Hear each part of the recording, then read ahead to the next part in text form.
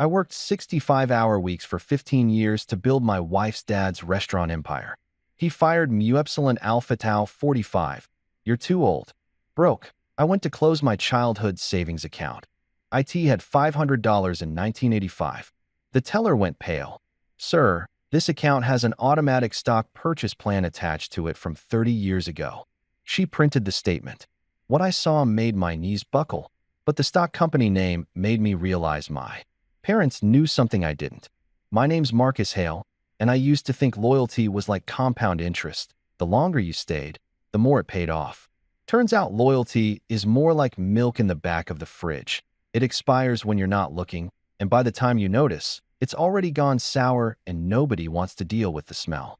Spoiler alert, I was the expired milk, and my father-in-law Dominic Ferraro was the guy holding his nose while tossing me in the trash. For 15 years, count him, 15 whole years, I worked an average of 65 hours a week for Dominic, a man who genuinely believed that yelling in Italian made him sound more authentic. Even though he was born in Cleveland and the closest he'd been to Italy was the Olive Garden on Euclid Avenue. Don't get me wrong, the man could cook, but his idea of old country charm was mostly just volume control issues and a strategic use of hand gestures that would make a traffic cop jealous. Together, and I mean together in the sense that I did about 90% of the actual work, we turned his sad little one-location pizza joint into a 5-restaurant empire that stretched across 3 counties. I was the operations manager, the handyman, the unpaid therapist for every drama-filled employee who walked through those kitchen doors, and the unofficial fire marshal who kept the health inspector from shutting us down at least a dozen times. Dominic used to slap me on the back with his meaty hand, usually right between my shoulder blades, which I'm pretty sure gave me permanent spinal damage, and say with this big grin, "Marcus, you're not just family, you are family." The first time he said it, I actually felt something. Pride, maybe. Belonging. The warm fuzzies you get when someone validates your existence. But somewhere around year 3, I started to realize that in Ferraro language, "you are family" was just corporate speak for free labor until further notice. And also you're never getting a raise because we're blood now, and blood doesn't charge blood over time. I knew every single sauce recipe by heart, including this secret marinara that was basically just crushed tomatoes, garlic, and Dominic's ego. I knew every supplier from the produce guy who showed up at 5 in the morning smelling like cigarettes and regret, to the meat distributor who always tried to upsell us on premium sausage we definitely couldn't afford. I knew every grease trap in that empire. And trust me, if you've never had the pleasure of clearing a commercial grease trap at 2 in the morning because the Saturday dinner rush clogged it up, you haven't truly experienced the glamorous life of restaurant management. I'd crawled under sinks, rewired walk-in freezers with YouTube tutorials playing on my cracked phone screen, and once, I'm not proud of this, I duct-taped a broken oven door shut for an entire Friday night service because Dominic refused to call a repairman until after the weekend rush. I skipped birthdays. My daughter Zoe had at least 4 parties where I showed up an hour late covered in flour and smelling like pepperoni, holding a grocery store cake because I'd forgotten to order a real one. I skipped vacations because who the hell takes a vacation when you're building an empire, right? Clara would book something, a weekend in the Poconos, a trip to Niagara Falls, anything to get away. And I'd cancel it the week before because Dominic would suddenly need me to open a new location or train a manager who inevitably quit after 3 weeks because, surprise, working for the Ferraros was like signing up for boot camp with worse food. I skipped sleep on a semi-permanent basis, surviving on gas station coffee and those little 5-hour energy shots that probably took 5 years off my life expectancy. All of this, every missed soccer game, every anniversary dinner where I showed up late or not at all, every time Clara asked me if I was okay and I lied through my teeth, was to make Dominic's dream work. Not my dream. His. I was the guy making someone else's vision come true, while my own life played out in the background like elevator music nobody actually listens to. My wife Clara used to call me the backbone of the operation, which I took as a compliment until I really thought about it one night while scrubbing industrial-sized pots at midnight. Turns out, I wasn't the backbone at all. I was just the disposable spine, the thing that holds everything together until something better comes along, and then gets tossed out without a second thought. I remember the day I installed the point-of-sale system at the 3rd location. Spent 16 straight hours programming that thing, setting up the printer, training the staff, and troubleshooting why the credit card reader kept rejecting transactions. Dominic showed up at the end of my shift, took one look at the functioning system, and said, "See, this is what family does." He didn't offer to help. He didn't bring me dinner. He didn't even ask if I needed a break. He just observed my exhaustion like it was performance art and patted himself on the back for having the wisdom to marry his daughter off to someone who knew his way around a circuit board. The worst part wasn't even the work itself. I actually liked solving problems, fixing things, making systems run smoothly. The worst part was the slowly dawning realization that I'd become one of those guys you see in movies, the loyal sidekick who does all the heavy lifting while the main character takes all the credit and gets the girl. Except in my case, I already had the girl, and she was getting increasingly tired of being a restaurant widow. Clara stopped asking me to come to bed at a reasonable hour. She stopped suggesting date nights. She just adapted to my absence the way you adapt to a crack in the ceiling. You notice it at first, then eventually it just becomes part of the scenery. I used to tell myself it would pay off, that someday Dominic would recognize everything I'd done and cut me in as a real partner, not just the son-in-law who fixed the toilets and did the books. I used to think that 15 years of loyalty, of showing up when nobody else would, of bleeding for this business, had to count for something. I used to think that in America, hard work and dedication actually meant something beyond a firm handshake and a "thanks, buddy," that sounded more like a dismissal than gratitude. I was wrong about all of it. Turns out loyalty doesn't compound. It just makes you an easier target when it's time to clean house and make room for the next generation of people who think hashtags are a business strategy. But I'm getting ahead of myself. That revelation was still a few chapters away, right around the time I learned that family isn't defined by blood or marriage, but by who shows up when everything falls apart. And spoiler alert, it wasn't the Ferraros. It happened on a Thursday, which is fitting because Thursdays are the most mediocre day of the week. Not quite hump day, not quite Friday, just this bland stretch of calendar real estate where bad news feels right at home. The whole restaurant smelled like betrayal mixed with garlic bread, which honestly should have been my first clue that something was off, because normally Thursdays smelled like pepperoni and broken dreams. But that morning, there was this weird energy in the air, like when you walk into a surprise party except everyone's surprised face is actually just poorly disguised pity. I'd gotten to work at 6 in the morning like I always did, going through the produce delivery and noticing that our tomato guy had tried to slip us some questionable Roma tomatoes that looked like they'd been through a divorce. I was in the middle of drafting a strongly worded text about quality control when my phone buzzed with a message from Dominic. Office. 10 a.m. Important. No emoji, no exclamation point, no please, or when you get a chance. Just a command that made my stomach do this uncomfortable flip that I tried to ignore by drinking more coffee and telling myself I was being paranoid. At 9:55 a.m., I knocked on Dominic's office door, which was really just a converted storage room that still smelled faintly like industrial cleaning supplies no matter how many times he sprayed that cologne that probably cost more than my car payment. He called out, "Come in that tone that people use when they're about to tell you your dog died, or your wife is cheating on you, or in this case, your entire professional identity is about to be flushed down the toilet like expired marinara. I walked in and immediately clocked the setup. Dominic sat behind that oversized mahogany desk that I'd found for him on clearance at some warehouse sale in Akron, 70% off because it had a scratch on the side that you could barely see if you weren't looking for it. But he'd spent the last 3 years telling everyone who'd listened that it was imported from Milan by some third-generation Italian craftsman who only worked during full moons or whatever story made him sound more cultured. The desk was covered in paperwork that looked official and threatening, the kind of documents that have words like restructuring and severance printed in fonts that are trying way too hard to look friendly. But the real kicker was seeing Luca sitting in the chair next to Dominic's desk, wearing designer jeans that probably cost more than my mortgage, and a smirk that suggested he knew exactly why I was there and was enjoying it way too much. Luca Ferraro, Dominic's 27-year-old golden child, trust fund philosopher, and living proof that nepotism is alive and well in the American restaurant industry.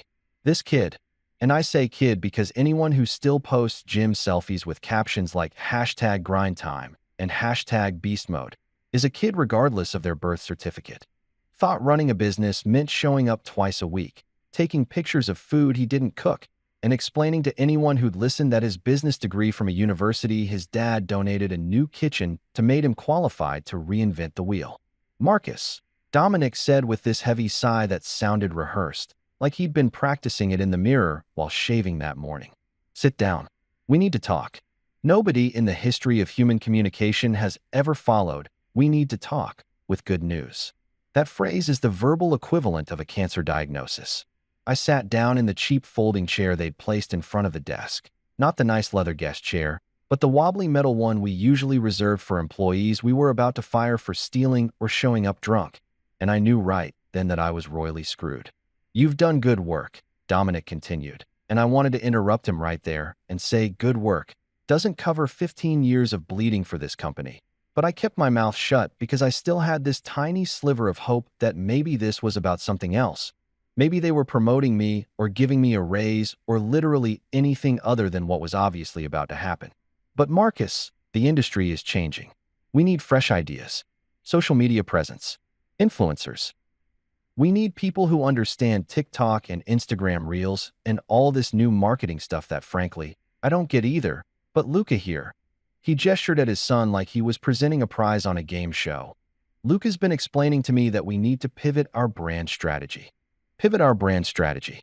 I wanted to laugh, but it came out as this weird, choking sound that I tried to pass off as clearing my throat. This was the same man who 3 years ago asked me what the Twitter was and whether we needed to be worried about it. Now he was talking about brand pivots like he'd invented the concept. "I can learn TikTok," I said, and I heard the desperation in my voice but couldn't stop it. "Heck, I can learn Morse code if it pays the bills. I learned how to repair industrial freezers off YouTube. I can figure out how to point a camera at food and add music." I was grasping at straws and we all knew it. But what else was I supposed to do? Roll over and accept extinction? Luca leaned forward with this smile that I wanted to wipe off his face with the back of my hand. "Marcus, my guy, it's not really about learning. It's about being." He paused for dramatic effect like he was about to drop some profound wisdom instead of corporate buzzword garbage.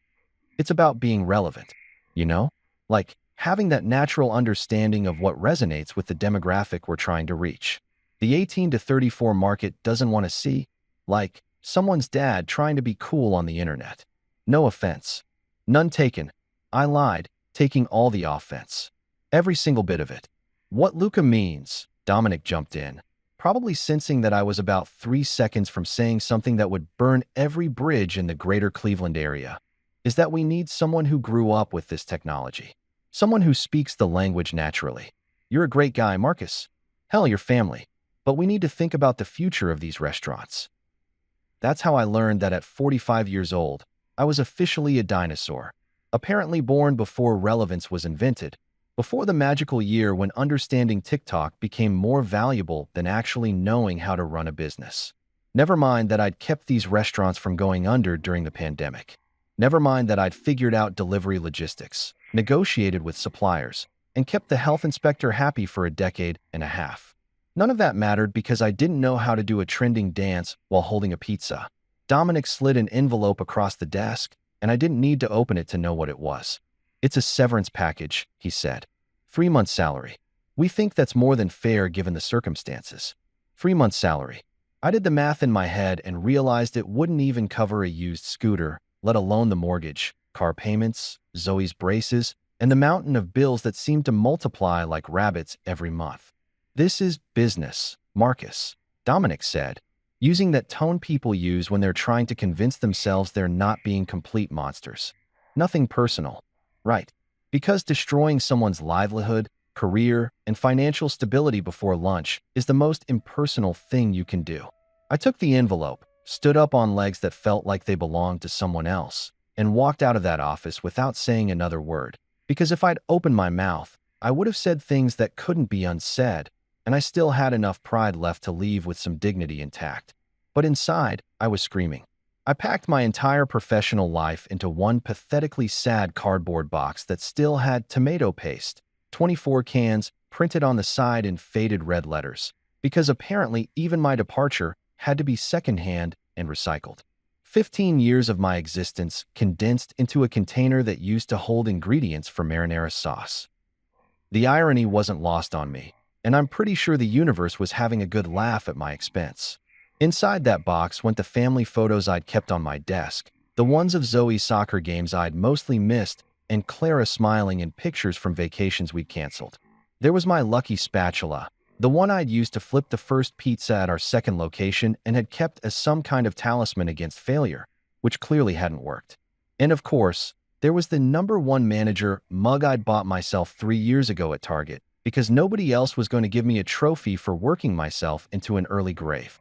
The office, my office for the better part of a decade, suddenly looked bigger and emptier than it ever had before, like one of those crime scene photos where they've removed all the furniture and you can finally see the stains on the carpet that were always there, but nobody noticed. I'd spent so many late nights in this room, eating cold leftovers at the desk while going through invoices, making phone calls to angry suppliers, scheduling shifts for employees who called in sick more often than they showed up. There was the coffee ring on the corner of the desk from that time I'd pulled an all-nighter during tax season. The small dent in the wall from when I'd thrown a stapler in frustration after our third manager quit in a month. All these little archaeological layers of my life that nobody would remember or care about once I walked out the door. I heard a knock and looked up to see Marcy, one of our veteran servers who'd been with us since location number 2. She was in her mid-50s, had 3 kids in college, and was probably the most competent human being I'd ever worked with. "Marcus," she said quietly, hovering in the doorway like she wasn't sure if she was allowed to be there. I heard, "This is bullshit." There was something about the way she said it. Not loud, not dramatic, just matter of fact, that almost broke me. I'd been holding it together pretty well up until that point, operating on autopilot and emotional numbness, but genuine sympathy from someone who actually understood what I'd put into this place was like a crack in the dam. "Yeah, well," I managed to say, forcing what I hoped looked like a smile, but probably came across as more of a grimace. "Apparently, I'm too old to understand TikTok, so my services are no longer required. They need someone who can dance while holding a calzone." Marcy shook her head and walked in, closing the door behind her. "Luca's an idiot," she whispered, even though there was nobody around to hear. "He showed up last week and tried to explain to me how to upsell desserts." Me. I've been upselling desserts since he was in diapers. He told me I should try to create an experience for customers. I've been creating experiences. They're called keeping your drink filled and not spitting in your food when you're rude. I laughed, and it felt good to laugh, even though everything else felt terrible. "What are they going to do with this place?"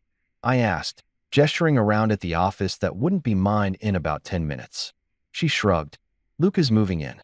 He told Roberto yesterday that he's going to redesign it to be more collaborative and energy positive.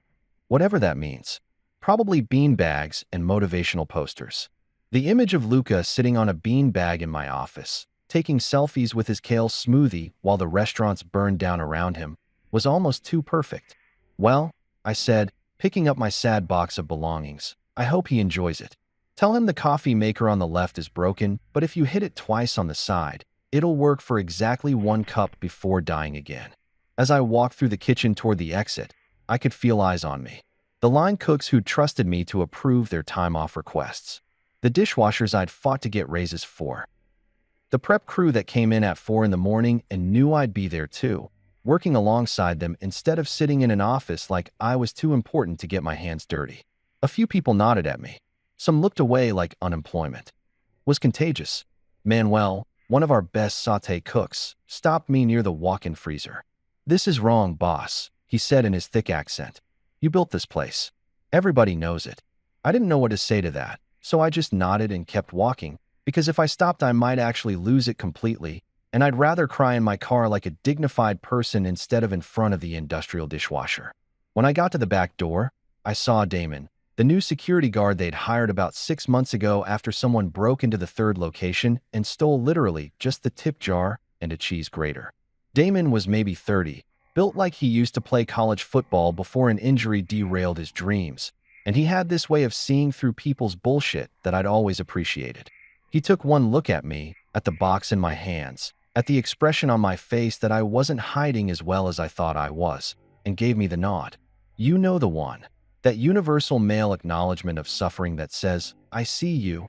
brother, and this sucks, and I've been there, and there's nothing I can say that'll make it better, but I want you to know that I recognize your pain. It was the kind of nod you give at funerals or after particularly devastating sports losses or when someone's marriage falls apart. Been there, man, Damon said quietly as he held the door open for me. If you need a reference or anything, you let me know. You were always good people. The drive home took 20 minutes, but felt like 20 hours. I kept replaying the meeting in my head, thinking of all the things I should have said, all the ways I could have handled it differently, even though deep down I knew there was no version of that conversation that ended well for me. I'd been fired, let go, made redundant, given my walking papers. However you wanted to phrase it, the result was the same. I was unemployed at 45 with a mortgage, a car payment, a teenager who needed braces adjusted every 6 weeks, and exactly zero job prospects because apparently my entire skill set had become obsolete overnight. When I pulled into our driveway, I sat in the car for a few minutes, staring at our house, a modest 3-bedroom ranch that we bought 12 years ago and still hadn't finished painting, and tried to figure out how to walk through that door and tell my wife that her father had just destroyed our financial stability. Clara's car was in the driveway, which meant she was home, probably folding laundry or meal prepping or doing one of the 1,000 domestic tasks she handled while also working part-time at the library because my restaurant salary barely covered our expenses even when I was employed. I finally grabbed my box of broken promises and walked inside. Clara was in the living room, folding towels in that methodical way she had, each fold precise and exact, like if she could just control the laundry, maybe she could control everything else in our lives. She looked up when she heard the door, saw me standing there in the middle of the afternoon when I should have been at work for at least another 6 hours, saw the box, and I watched her face go through this whole journey of emotions in about 3 seconds flat. Confusion, concern, realization, dread. "Please tell me you finally quit so we can move to Bali," she said. And I could hear the hope in her voice even though we both knew we couldn't afford to move to Bali or anywhere else for that matter. "Close," I said, setting the box down on the coffee table with a thud that felt heavier than it should have. "Dominic fired me so Luca can vlog his way into bankruptcy." Her jaw literally dropped. Like in movies when someone gets shocking news and their mouth just falls open because their brain can't process words anymore. "He fired his son-in-law?" She said it like she couldn't believe it, even though we'd both seen how Dominic operated for years, how family was just a convenient excuse until it wasn't convenient anymore. "Apparently, I expired faster than his marinara sauce," I said, and then I sat down on the couch because my legs suddenly felt like they couldn't hold me up anymore. That night, after Clara had called her mother and yelled for 45 minutes in Italian, which I didn't understand but definitely appreciated, I sat on that same couch eating cold pizza that I'd grabbed from the restaurant on my way out, my last free perk from a job that had taken everything and given me a severance package that wouldn't buy dignity. I stared at the wall, at the spot where we'd always said we'd hang a nice piece of art, but never got around to it, and tried to figure out what the hell I was supposed to do next. 15 years gone, just like that, and I didn't even get to keep my parking spot. I started sending out resumes approximately 12 hours after getting fired, because apparently my coping mechanism for existential crisis is productivity, which my therapist, if I could afford a therapist, which I definitely couldn't anymore, would probably say is just another form of avoidance. But who cares about healthy emotional processing when you've got bills that don't pause for your mental health journey? I created accounts on Indeed, LinkedIn, Monster, ZipRecruiter, and about 17 other job sites that all asked for the same information in slightly different formats, like some kind of bureaucratic torture designed to break your spirit before you even get to the interview stage. My resume looked pretty impressive on paper, I'm not gonna lie. 15 years of operations management experience. Grew a business from 1 location to 5. Expertise in supply chain logistics, staff management, financial oversight, crisis management, and apparently being a doormat, though I left that last part off the official version. I tailored that bad boy for every single application. Management positions, retail supervisor roles, logistics coordinator jobs, warehouse operations, even a position at a gym that needed someone to manage their protein shake bar, which felt like a significant step down, but beggars can't be choosers, and I needed to choose literally anything that came with a paycheck and health insurance.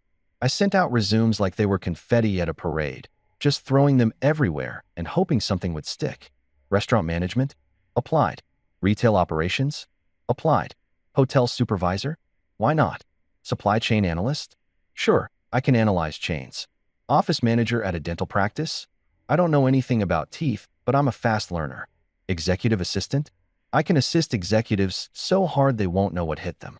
Dog walking service manager?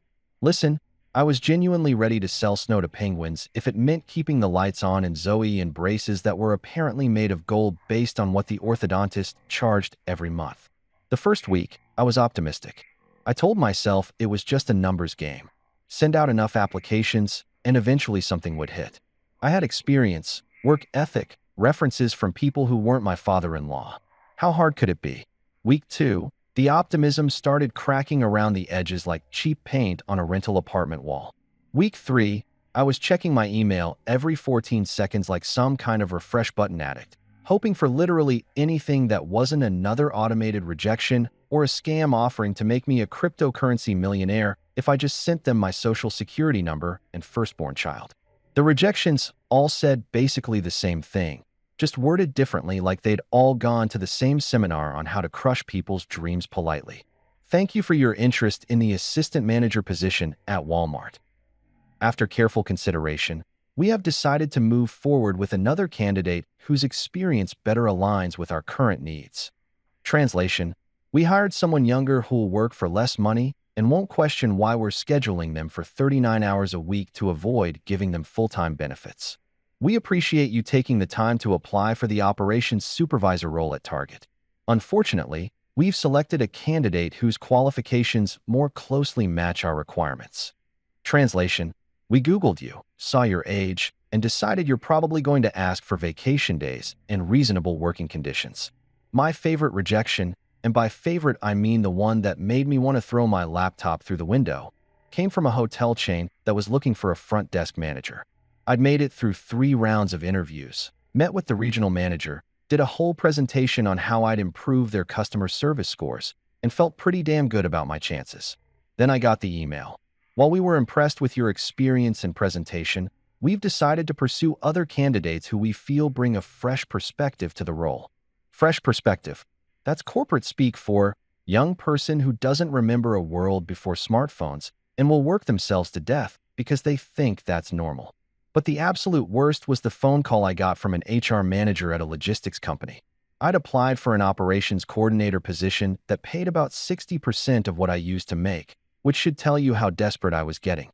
The woman on the phone, let's call her Brenda because she sounded exactly like every Brenda who's ever worked in HR, had this voice that was trying so hard to sound sympathetic that it actually came out condescending.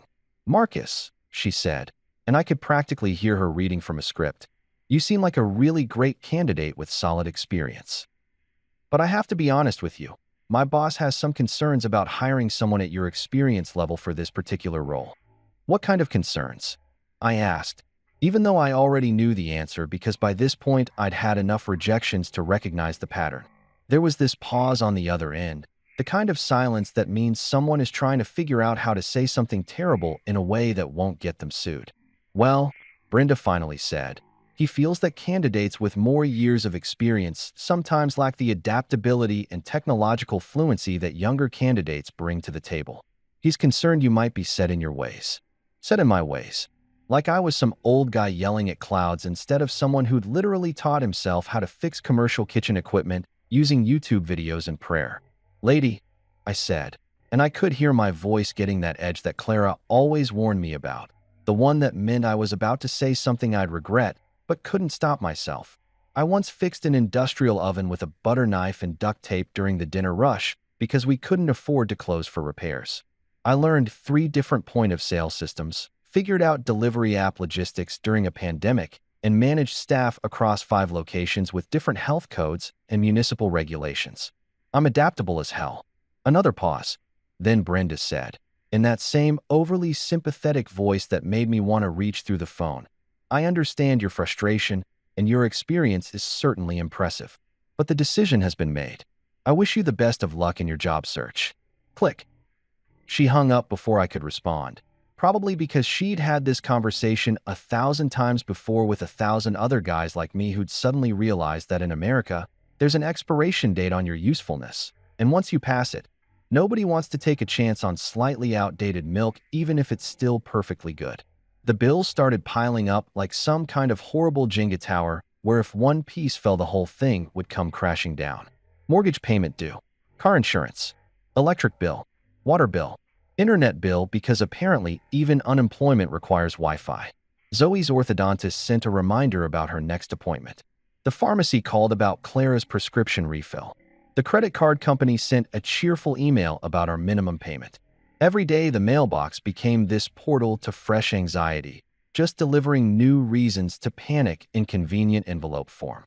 Clara started rationing coffee filters, which might sound like a small thing, but was actually this huge symbol of how bad things were getting. She'd take a used filter, shake out the grounds, rinse it, and reuse it for the next pot. When I pointed out that we could afford coffee filters, she just looked at me with these tired eyes and said, "Can we though? Can we really afford anything right now?" And I didn't have an answer for that because she was right. We couldn't afford coffee filters. We couldn't afford anything. We were one unexpected car repair or medical emergency away from complete financial disaster. Our teenage daughter Zoe, bless her completely unfiltered teenage heart, tried to be helpful in the way that teenagers are helpful, which is to say not at all, but with good intentions.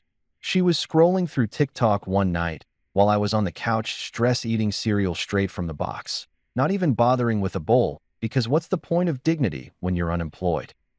And she looked up with this expression like she'd just solved world hunger. "Dad," she said, "you should totally become an influencer. Like, seriously, you could call yourself the guy who got fired by his in-laws and make videos about how corporate America screws over loyal employees. People would eat that up. You'd go viral." I stared at her for a second, trying to figure out if she was joking or if this was a genuine suggestion from someone who'd grown up in a world where becoming internet famous was considered a viable career path. "So," I said slowly, "I'm 45 years old. Nobody wants to watch middle-aged men complain about their problems on the internet. That's what Facebook is for." She rolled her eyes in that way teenagers do when they think their parents are hopelessly out of touch. "You don't get it. Authenticity is huge right now. People are tired of fake influencers. They want real stories. You could totally make this work." I laughed, because what else was I going to do? But inside, I was one utility bill away from actually considering it. One more rejection letter away from filming myself ranting about nepotism and hoping the algorithm god smiled upon me. I was one bounce check away from auditioning for a heist movie, because at this point, robbing a bank seemed like it had better odds of success than finding legitimate employment. The American dream was officially dead, and I was standing at its funeral wondering if anyone would notice if I stole some of the flower arrangements to save money on our grocery bill. It was week 6 of unemployment, or as I'd started calling it, my extended vacation from dignity and regular meals, when I found myself doing what every desperate person does when they're drowning in bills and denial, digging through old boxes in the basement looking for tax documents that might somehow save me. The IRS had sent one of those lovely letters that starts with, "We have questions about your 2023 return," and ends with the implied threat of federal prison, and I needed to find receipts and forms that I'd shoved into storage 3 years ago with the confident assumption that I'd never need them because surely my life couldn't get worse. Spoiler alert, life can always get worse, and it usually does right around tax season. The basement was exactly as depressing as you'd imagine. Concrete floor, exposed pipes that dripped occasionally for reasons I'd never bothered to investigate, and about 47 boxes of stuff we'd been meaning to sort through for the last decade, but never got around to because who has time to organize old memories when you're working 65 hours a week building someone else's empire?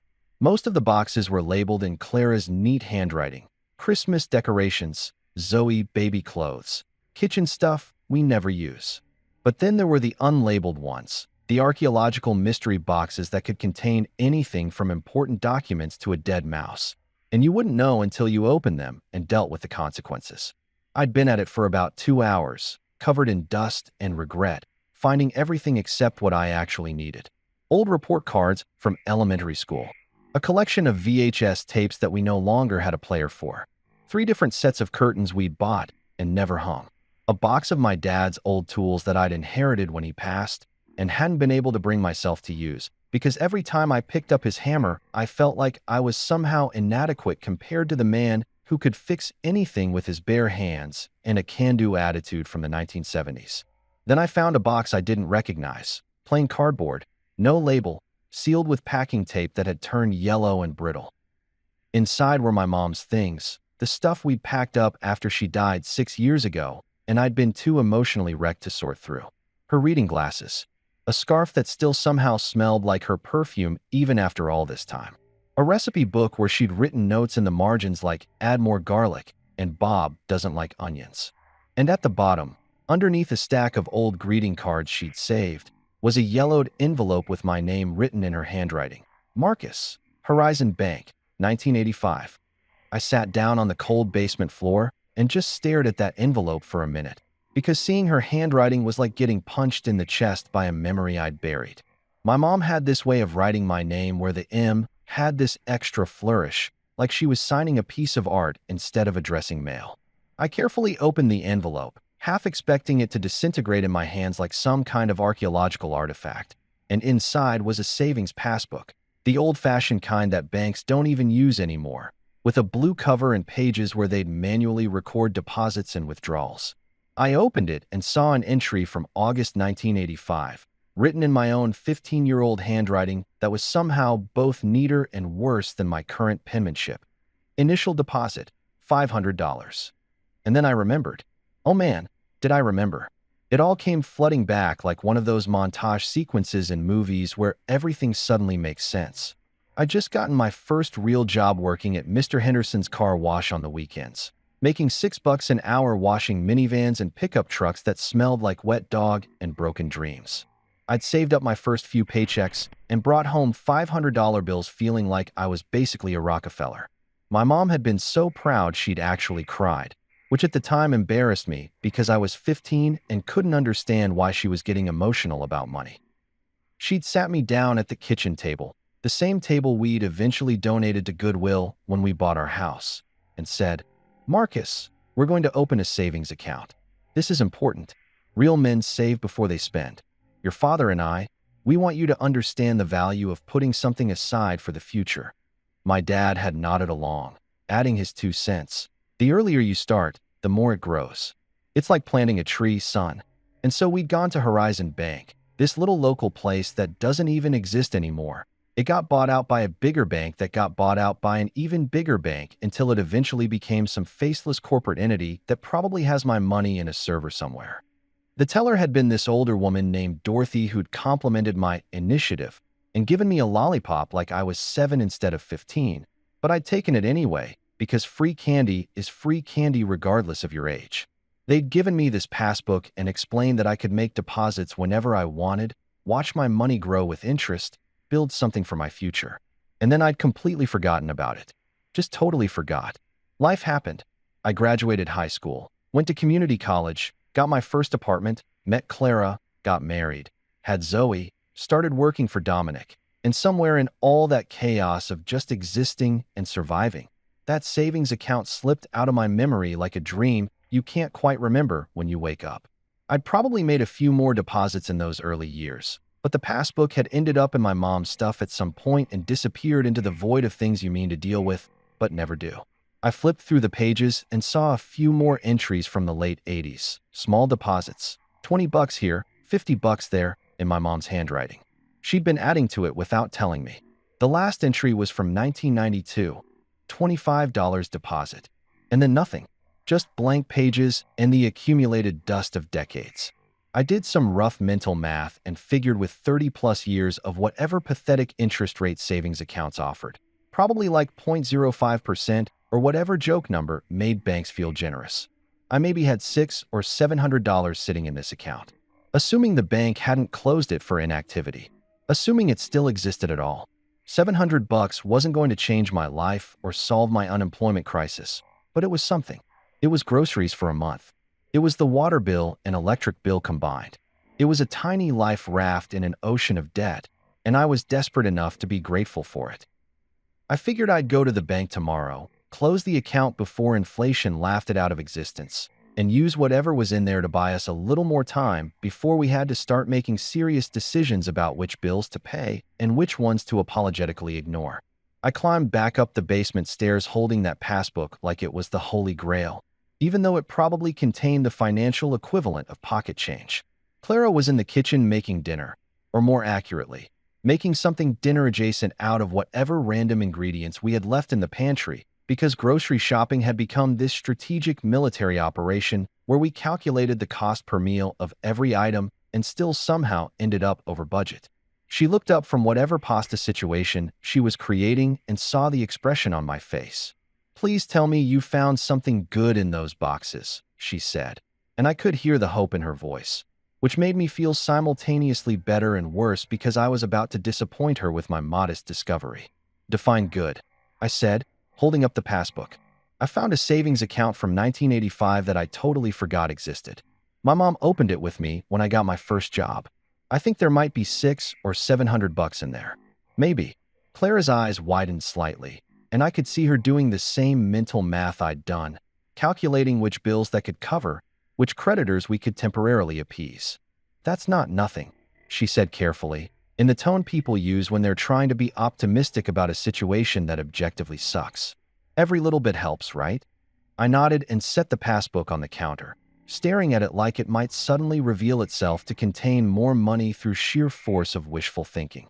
"I'm going to close this account tomorrow before inflation laughs it out of existence," I told her, trying to sound more confident than I felt.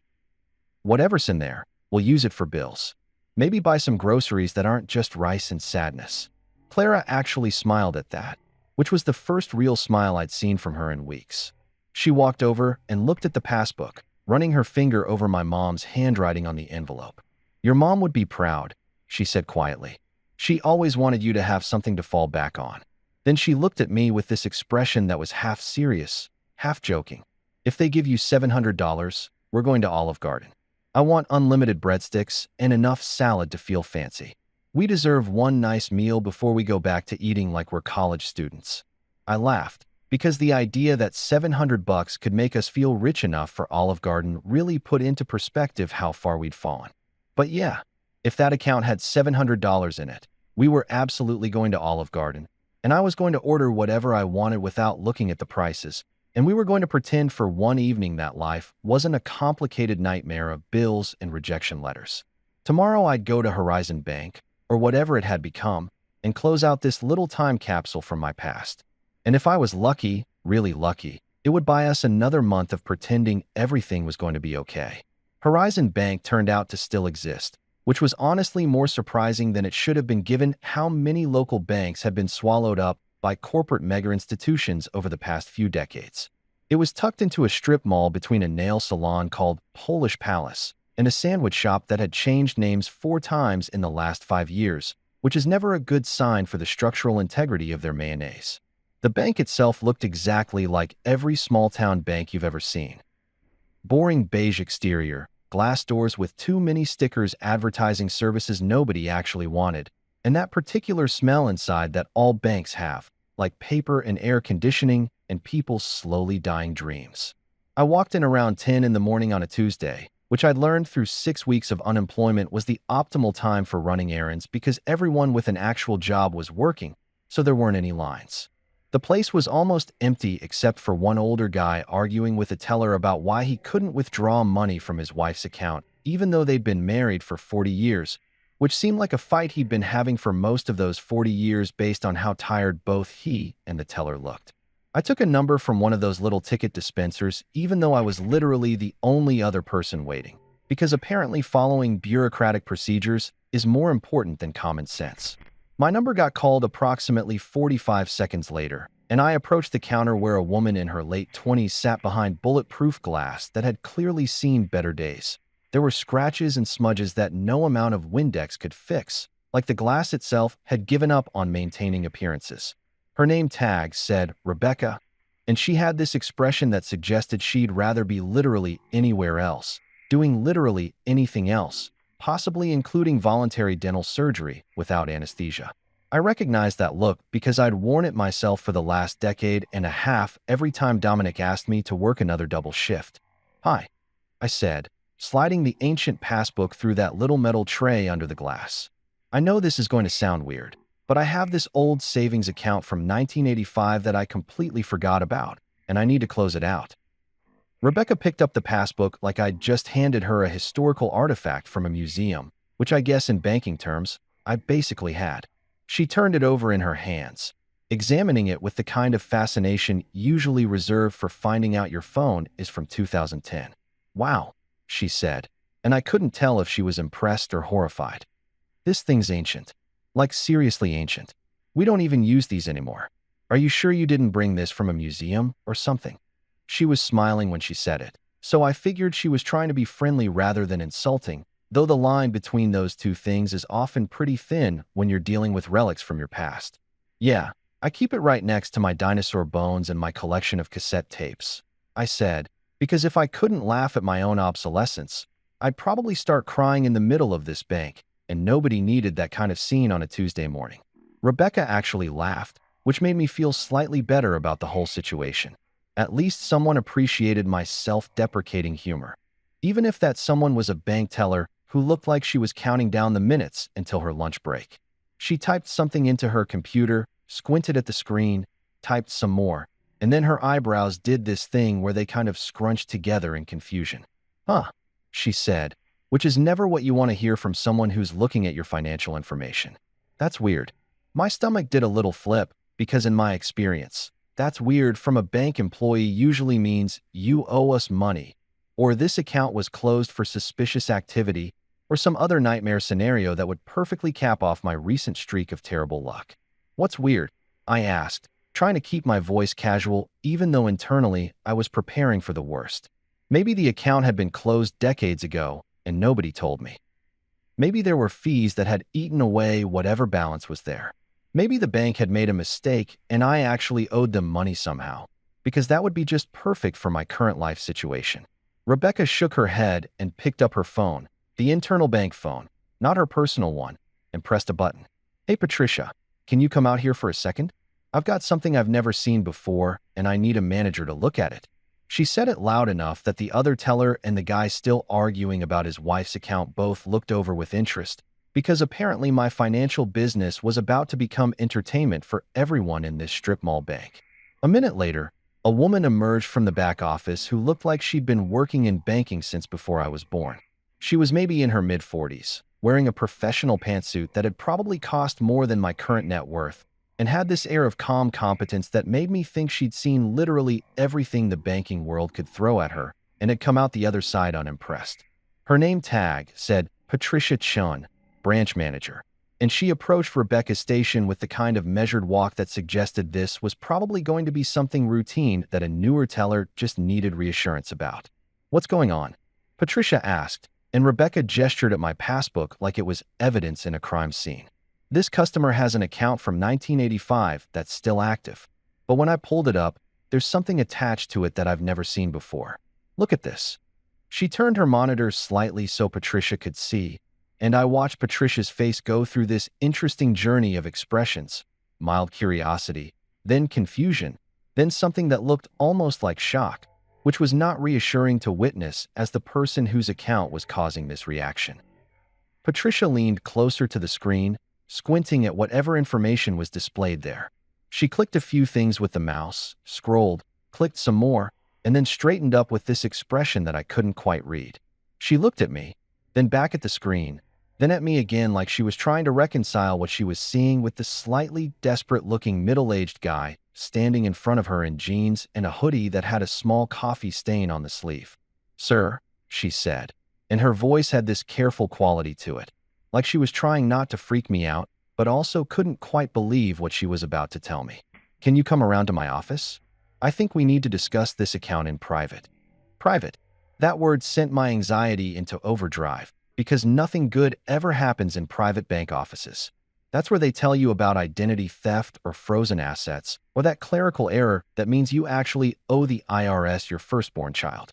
I followed Patricia through a door that required her security badge to open, down a short hallway that smelled like burnt coffee and toner, and into a small office that was aggressively boring, beige walls, generic motivational poster about teamwork, desk covered in neat stacks of papers that suggested she actually had her life together, unlike certain unemployed former restaurant managers.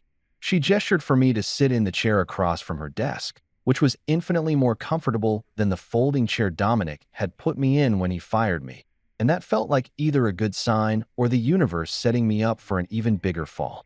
Patricia sat down, pulled up something on her computer, and then looked at me with this expression that was part professional courtesy and part genuine amazement. "Mr. Hale," she said, typing my account number into what looked like an ancient green screen system that probably ran on technology from the Reagan administration. "This account is definitely still active, but it's not just a savings account anymore. There's something attached to it that I haven't seen in my 20 years of banking." "What do you mean, attached to it?" I asked, and my voice came out higher than I intended because I was genuinely worried at this point. Maybe my parents had taken out a loan using the account as collateral. Maybe there was some kind of ancient banking fee that had been compounding for decades. My brain was running through every worst-case scenario it could manufacture on short notice. Patricia turned her monitor so I could see it. Not that I understood what I was looking at, because it was all numbers and codes and abbreviations that might as well have been written in ancient Sumerian. "Your parents," she said slowly, "set up what's called an automatic stock purchase plan linked to this savings account. Do you know what that means?" I shook my head, because I absolutely did not know what that meant, and my knowledge of the stock market was limited to knowing that it exists and sometimes goes up and sometimes goes down, and people on TV yell about it. Patricia leaned back in her chair with this look on her face like she was about to deliver news that would change my life, and I genuinely couldn't tell if it was good news or bad news or just weird news that would complicate my already complicated existence. "It means," she said, "that starting in 1985, a portion of the money in this account was automatically used to purchase shares of stock. Every month. For 40 years. She paused, and I could see her trying to figure out how to explain this to someone who clearly had no idea what was happening. "The stock they chose to buy, Mr. Hale, was Berkshire Hathaway." I stared at her. The name sounded vaguely familiar, like something I'd heard on the news or seen in a headline, but I couldn't place it. "Is that good?" I asked, feeling like an idiot, but genuinely having no clue if this was a disaster or not. Patricia actually smiled, and it was the first genuine smile I'd seen from anyone in a professional setting in weeks. "Mr. Hale," she said quietly, "Berkshire Hathaway is the company owned by Warren Buffett, one of the most successful investors in history. And based on what I'm seeing here," she clicked a few more things on her screen, and I watched her eyes widen slightly. "You need to see this balance." She turned the monitor toward me again, and this time she pointed at a number on the screen. I looked at it, read it, blinked, read it again, and felt my entire understanding of reality shift sideways like someone had just rewritten the laws of physics. The number on that screen wasn't $600. It wasn't $700. It wasn't any number that made sense in the context of my broke, unemployed, desperately scraping by life. The number was $2.8 million. I'm pretty sure I stopped breathing for a solid 30 seconds, which in medical terms is probably not great, but in the context of finding out you're accidentally a millionaire, seems like a reasonable physiological response. My brain just completely shut down, like when you overload a circuit breaker and all the lights go out at once. I stared at that number, $2, 847, 392.67 to be exact, because apparently even my surprise windfall came with 67 cents just to make it extra specific, and try to make sense of it in the same way you try to make sense of waking up on Mars or discovering your dog could speak fluent Mandarin. "That can't be right," I finally managed to say, and my voice sounded like it was coming from somewhere outside my body, like I was listening to a recording of myself having an existential crisis. "That's got to be a mistake. A glitch. Some kind of Y2K bug that never got fixed and just kept compounding errors until it invented money that doesn't exist." I was rambling, but Patricia just sat there with this patient expression that suggested she'd been expecting this exact reaction. "It's not a mistake," she said gently, in the tone you'd use with someone who just found out they won the lottery or survived a plane crash or any other life-altering event that breaks your brain. "I've checked it 3 times. This is legitimate. Your parents set up this stock purchase plan in 1985, and it's been running automatically ever since. Small amounts every month, buying fractional shares of Berkshire Hathaway stock. Over 40 years, with dividends reinvested and stock splits factored in. She gestured at the screen like it was self-explanatory, which it absolutely was not. I felt dizzy, like genuinely physically dizzy, the kind where you need to hold on to something or risk falling over. I gripped the arms of the chair and tried to do math in my head, which was difficult because my brain was currently melting. 40 years. Monthly purchases. Berkshire Hathaway, which even I knew was Warren Buffett's company. The guy famous for being so rich and so good at investing that people literally studied his grocery shopping habits for financial advice. My parents, my dad who worked at the steel mill for 30 years and my mom who cleaned houses and did alterations on the side, had somehow set me up with stock in Warren Buffett's company, and I'd had no idea. Wait, I said, and a horrible thought occurred to me. Is there like a massive tax bill attached to this? Or fees? Or some kind of catch where I technically own it but can't access it without selling my organs or signing away my soul? Because nothing in my life had ever been straightforward, and I wasn't about to start believing in fairy tales now, even fairy tales involving accidentally becoming a millionaire. Patricia shook her head, and I could see she was trying not to smile at my paranoia, which was fair because I probably sounded insane. There are no outstanding fees or penalties. When you withdraw or sell shares, you'll owe capital gains tax, which will be substantial given the appreciation, but that's standard. This is your money, Mr. Hale. It's real, it's accessible, and it's been sitting here waiting for you for decades. She paused, then added, "There's one more thing. Hold on."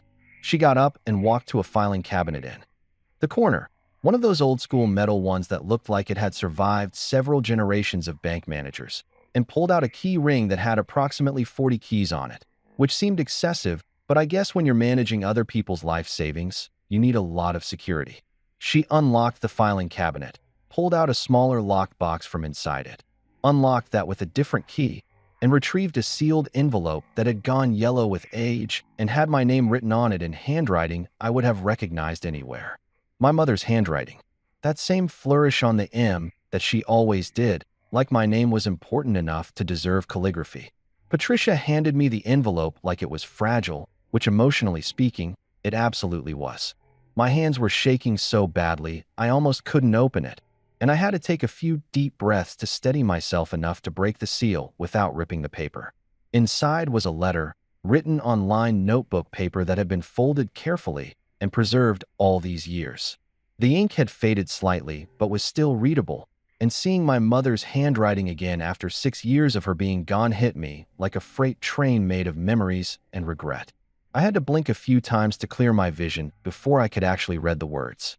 "Dear Marcus," she'd written, and I could practically hear her voice, that slight accent she'd never quite lost from growing up in a Polish neighborhood in Chicago. "If you're reading this, life has probably kicked you around a bit. We know you, sweetheart. You're loyal to a fault. You work yourself to the bone for people who might not appreciate it. You put everyone else first and yourself last.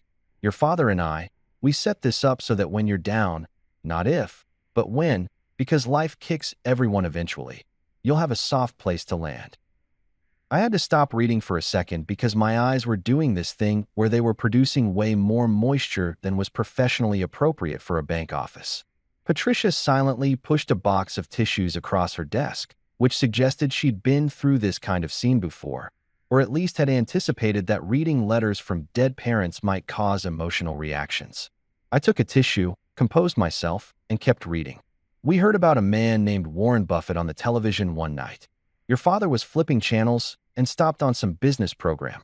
You know how he likes to yell at the news.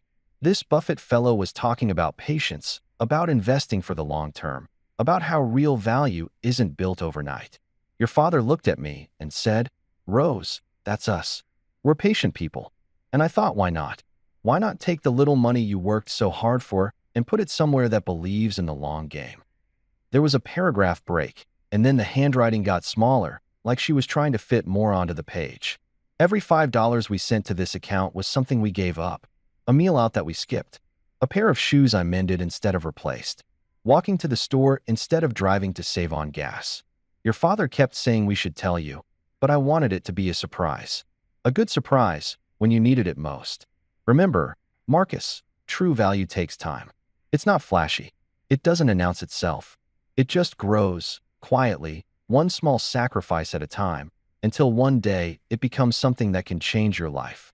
At the bottom, in my dad's handwriting, that blocky, practical penmanship he had from filling out work orders for 30 years, was a postscript, still adding $10 a month. Son, even though your mother says we should tell you about this now. She says I'll lose this argument. Buffett says patience pays. Your mother says patience plus surprises pays better. I'm guessing I lost that argument. Love you, kid. Dad. I set the letter down on Patricia's desk because I couldn't hold it anymore without getting tears all over it, and I just sat there trying to process what I'd just read.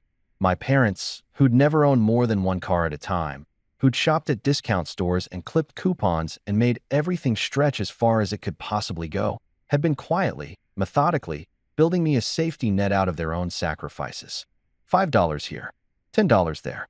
Money they could have spent on themselves, on making their own lives easier, but instead had funneled into this account linked to a stock purchase plan that they probably didn't fully understand but believed in because some guy on TV had talked about patience and long-term thinking. When did they stop making deposits? I asked, my voice coming out hoarse and strange. Patricia checked her screen, scrolling through what I assumed was decades of transaction history.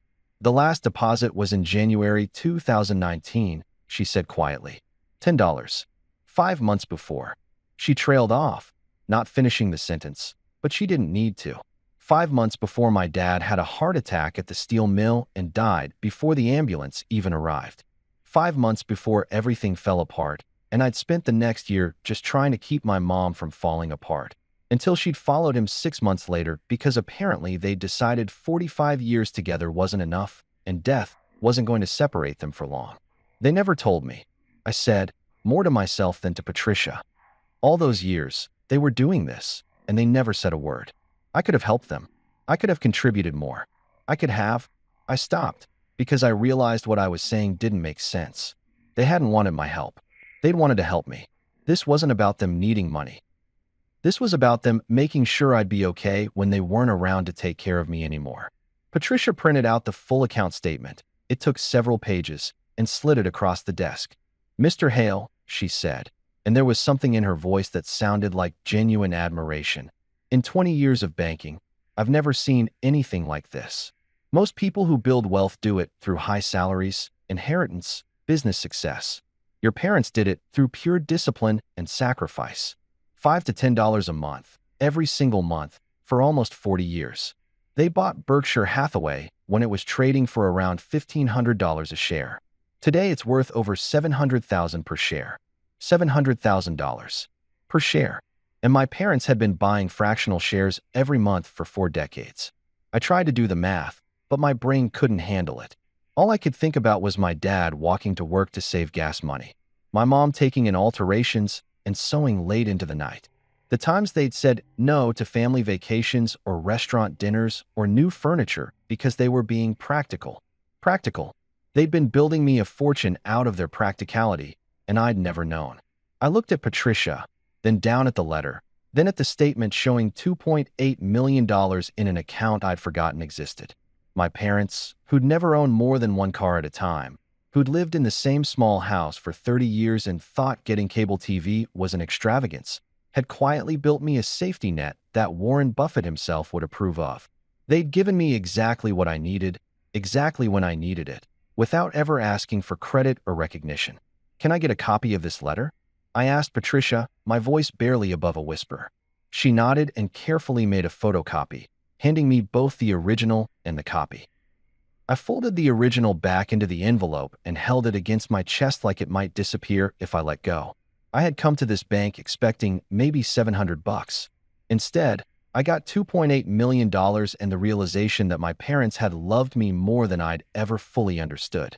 I went home from the bank in a daze, driving on autopilot while my brain tried to reconcile the fact that I'd walked in expecting enough money for maybe a fancy dinner at Olive Garden and walked out with enough to buy the entire Olive Garden franchise if I wanted to, which I didn't, because I'd learned my lesson about working for other people's restaurant dreams. When I pulled into the driveway, Clara was sitting on the front porch with a cup of coffee. The good coffee, not the cheap stuff we'd been rationing, which meant she'd caved and bought the expensive beans, probably figuring that if we were going broke anyway, We might as well do it with decent caffeine. She took one look at my face and set down her mug so fast it almost tipped over. What happened? Is the account frozen? Do we owe money? Marcus, you look like you've seen a ghost. I couldn't even form words at first. I just handed her the bank statement and watched her face go through the same journey mine had. Confusion, disbelief, shock, and then this weird laughing, crying thing that happens when your brain can't process reality anymore and just starts making random sounds. This is real, she whispered, staring at the number like it might rearrange itself into something more believable. This is actually real money that we can use? I nodded, still not quite trusting my voice, and then showed her the letter from my parents. She read it right there on the porch, and by the time she finished, we were both crying like idiots while our neighbor Mr. Peterson pretended not to watch from behind his newspaper, even though we all knew he was totally watching because Mr. Peterson watched everything that happened on our street like it was his personal reality show. That night, after we'd called our accountant, who nearly had a heart attack and immediately started talking about tax strategies and trusts and a bunch of financial jargon that went over my head, Clara and I sat at the kitchen table with a bottle of wine that we'd been saving for a special occasion, which this definitely qualified as. "So what are you going to do?" she asked, refilling both our glasses with the kind of generous pour that suggested we were celebrating properly. "Are you going to retire? Travel? Buy a boat? Start collecting expensive watches like every other middle-aged guy having a midlife crisis?" I thought about it for a minute, swirling the wine in my glass and trying to figure out what I actually wanted now that financial desperation wasn't making all my decisions for me. "I want to open a restaurant," I said, and Clara nearly spit out her wine. "Hear me out?" I continued before she could start listing all the reasons that was insane. Not like Dominic's places. Not some empire-building nightmare where we're chasing trends and hashtags. Something small, real. A place where the food actually matters more than the Instagram potential. Clara set down her glass and gave me that look, the one that meant she was trying to figure out if I'd lost my mind or if this was actually a reasonable idea. "You just spent 15 years getting destroyed by the restaurant business," she said slowly. "And your first instinct with life-changing money is to jump back into the exact industry that kicked your teeth in?" She had a point, but I shook my head because she wasn't quite getting what I meant. "It's different this time," I said, leaning forward with the kind of intensity that probably made me look slightly unhinged, but I didn't care. "This time it's mine. My rules, my vision, my choice of who I work with and how I run things." I tracked her down through mutual connections and found her working at a nursing home kitchen, completely overqualified, but needing steady income after Dominic had blackballed her in the local restaurant community. "Marcus Hale," she said when I called her, and I could hear the smile in her voice. "I heard what happened to you. Dominic's an idiot. What can I do for you?" When I explained that I was opening my own place and wanted her as head chef with full creative control and a salary that actually reflected her experience, she was quiet for a long moment. Then she said, "When do I start?" Just like that. No negotiation, no hesitation. She trusted me because I'd been the only person at Dominic's who'd ever stood up for her, who'd argued that quality mattered more than speed, even though I'd lost those arguments. Next, I hired Luis Rodriguez, a 61-year-old dishwasher who knew more about kitchen mechanics than most professional repairmen. Luis had worked at the third Ferraro location until Luca decided they should optimize labor costs by hiring younger workers who'd accept minimum wage and no benefits. Luis had been there for 12 years, showing up every single day, fixing things that broke, keeping that kitchen running, and got thanked with a pink slip and a speech about the business needing to evolve. I found him working 2 part-time jobs, one at a car wash, one at a grocery store, trying to make ends meet until Social Security kicked in. "You sure about this?" Luis asked when I offered him the job, with benefits and a wage that wouldn't require him to work 70 hours a week to survive. "You know I'm old, right?" Not exactly the demographic Luca was looking for. I told him that was exactly why I wanted him, because he understood that good work wasn't about being trendy. It was about showing up and doing the job right, day after day, without expecting a medal for basic competence. I wasn't building someone else's dream anymore. I wasn't sacrificing my life for a man who thought yelling in Italian made him authentic. I was building something that had my parents' names on the window and their values baked into every decision. It was a Wednesday afternoon, That weird dead zone between lunch and dinner when restaurants take a collective breath before the evening chaos starts. I was in the kitchen seasoning a massive pot of pasta sauce. Martha's recipe, not Dominic's, because Martha actually knew the difference between good marinara and whatever shortcut garbage Dominic had been passing off as traditional. When Sarah poked her head through the kitchen door with this expression on her face that I'd learned meant trouble. Not health inspector trouble or angry customer trouble, but the kind of trouble that required my immediate attention and possibly diplomatic skills. "Marcus," she said, lowering her voice even though the kitchen was loud enough that nobody could hear us anyway over the sound of Luis scrubbing down the flat-top grill while singing along to whatever Spanish radio station he had playing. "There's someone here to see you, and you're not going to believe who it is." The way she said it, with this mix of amusement and disbelief, made my stomach do a little flip because I'd learned that surprise visitors in restaurants usually meant either very good news or very bad news, with no middle ground. I wiped my hands on my apron. A nice apron, not one of those cheap ones that Dominic had ordered in bulk with the restaurant logo printed crooked, and followed Sarah out to the dining room. And there, sitting in one of our corner booths looking like he'd aged about 10 years and 6 months, was Luca Ferraro. He was wearing what I'm sure he considered casual clothes. Designer jeans that probably cost more than most people's monthly car payment. A fitted button-down shirt that screamed, "I shop at stores where they offer you champagne." And shoes that were trying way too hard to look casual, but clearly cost a fortune. But none of that expensive clothing could hide the fact that he looked tired, stressed, and distinctly uncomfortable sitting in my restaurant. I took a second to just appreciate the moment, because life doesn't give you many opportunities to see the person who helped ruin your life sitting in your establishment looking like they needed something from you. It was like winning a small lottery made entirely of schadenfreude and cosmic justice. I walked over to his booth, making sure my footsteps were loud enough that he'd have time to prepare whatever speech he'd rehearsed. Because you don't show up at your former employee's restaurant 6 months after firing him without having prepared some kind of pitch. "Luca," I said, keeping my voice neutral and professional even though internally I was doing a victory dance. "This is unexpected. Can I get you something to eat? Coffee? A reality check?" Okay, that last part slipped out, but I figured I'd earned the right to a little sarcasm given our history. Luca looked up at me with this expression that was trying to be confident but came across as more desperate than anything else, like a kid trying to negotiate his way out of being grounded. "Marcus," he said, and I could hear him trying to find the right tone. Not quite apologetic, not quite friendly, landing somewhere in the weird middle ground of corporate politeness. "Can you sit? I need to talk to you about something." He gestured at the seat across from him like he was inviting me to sit in my own restaurant, which was rich considering 6 months ago he'd been explaining to me how I was too old to understand TikTok. I slid into the booth because I was curious what kind of disaster had brought him to my door, and also because I wanted to watch him squirm up close. "How's business?" I asked, even though I already knew the answer because the restaurant community in Cleveland isn't that big, and word travels fast when things are falling apart. I'd heard through the grapevine, specifically through Martha, who still had friends at the Ferraro locations, that things weren't going well. Turns out that replacing experienced staff with younger, cheaper workers who looked good in photos but didn't know how to actually run a restaurant had consequences. Who knew? Luca shifted uncomfortably, and I watched him try to figure out how to spin disaster into something that sounded less catastrophic. "It's been challenging," he said, which is corporate speak for "everything is on fire and I don't know how to put it out." "The industry is tough right now. We're pivoting our strategy, trying some new approaches." More corporate buzzwords. I almost felt bad for him, watching him try to use business school language to describe the fact that he'd driven his father's restaurant empire into the ground faster than anyone thought possible.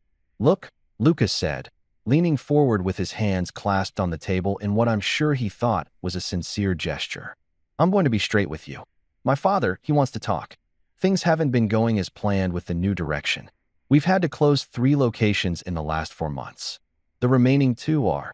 He paused, searching for the right word. "Struggling. Dad thinks maybe we moved too fast with the changes. He's willing to hire you back. Management position. Name your price. Full benefits. Whatever you want." I let that sit in the air for a moment, just to make him uncomfortable, while I looked around at my restaurant. It was the between-service lull, but I could see everything we'd built. The regulars at the counter having their afternoon coffee and pie, Martha visible through the kitchen window working on dinner prep, Luis fixing something under a sink, because something always needed fixing and he handled it without drama. The walls covered in photos of real people and real moments instead of manufactured Instagram aesthetics. This place was full, not just with customers, but with purpose, with dignity, with people who'd been told they weren't good enough and had proven everyone wrong. Luca, I said slowly, making sure every word landed with the weight I intended. Let me see if I understand this correctly. Your father fired me because I was too old, too slow, too irrelevant to understand modern restaurant marketing. You specifically told me that the demographic you wanted didn't want to see someone's dad trying to be cool. You brought in younger staff, pushed out everyone with experience, turned everything into a social media circus. And now that it's all falling apart, you want me to come back and fix it? Name my price. He had the decency to look embarrassed, at least. His ears turned red, and he couldn't quite meet my eyes. It was a business decision, he said weakly. Nothing personal. Those same words his father had used. Nothing personal. Like destroying someone's livelihood and financial security was just another line item on a spreadsheet, no different from ordering supplies or adjusting the menu. I leaned back in the booth and gestured around the dining room. You see this place? 6 months ago, I was unemployed, desperate, and being told by people like you that I was obsolete. Now I've got lines around the block. Food critics writing reviews that use words like soulful and authentic, actual authenticity, not the fake kind your dad tried to sell by yelling in Italian. My staff are people your father threw away. Martha, who was too slow. Luis, who was too old. Jamie, who had the audacity to ask about fair wages. Sarah, who wasn't young and cute enough for your brand. We built this together, and nobody here is going to be fired because some trust fund kid with a business degree decided they're not relevant enough.